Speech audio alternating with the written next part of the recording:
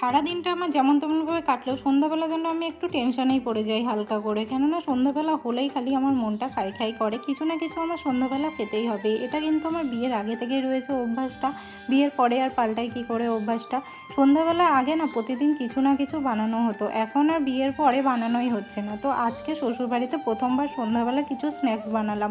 চলো কী বানাচ্ছি সেটাই আজ তোমাদের সঙ্গে শেয়ার করব। তোমরা হয়তো হালকাই বুঝেই গেছো এখন কী বানাচ্ছি। তোমরা আবার এগুলো দেখে ভেবো না আমি রুটি বানাচ্ছি। আমি আজ কিন্তু রুটি বানাচ্ছি না, আমি বানাবো এগ রোল। হ্যাঁ, এগ রোল বানানোর জন্য যদিও প্রথমে রুটি বানিয়ে নিতে হয়, সেই কারণেই কিন্তু আমি অনেকটাই বেলা থাকতে বসেছিলাম এগ রোল বানানো তোড়জোড় করতে। ঠিক যেই কারণে আমি তাড়াতাড়ি বসলাম, আমার সঙ্গে ঠিক সেটাই হলো। অনেকটাই সন্ধ্যা হয়ে গিয়েছিল জানো তো, একা হাতে সব তোড়জোড় করতে করতে।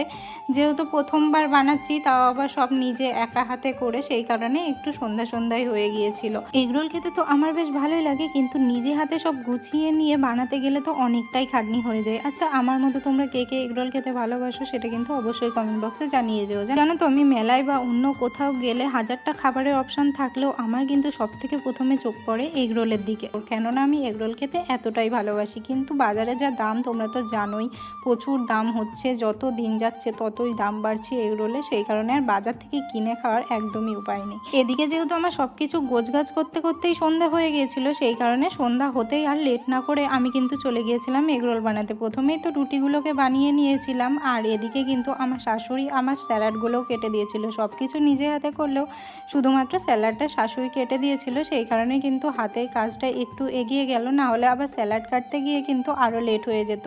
রুটিগুলো তো বানানো হয়ে গেছে, এদিকে কিন্তু আমি ডিমটা দিয়ে দিলাম, তার উপরে কিন্তু রুটিটা দিয়ে দেবো। জানো তো, অতটা ভালো হয়েছিল না, জানি না কেন। যখন নিজে একা একা বানিয়ে খাই তখন যেন কতটা সুন্দর হয়, যখন কারোর জন্য একটু খাবারটা বেশ ভালোভাবে বানাতে চাই তখনই যেন খাবারটা একটু খারাপ হয়ে যায়। আমার সঙ্গে প্রায়শই এই ঘটনাটা ঘটে। তোমাদের সঙ্গেও কি এরকম ঘটনা ঘটে? যাই হোক, আমার কিন্তু এখন সব কিছুই কমপ্লিট। এখন স্যালাড দিয়ে এগ রোলটা কমপ্লিট করে নিলাম।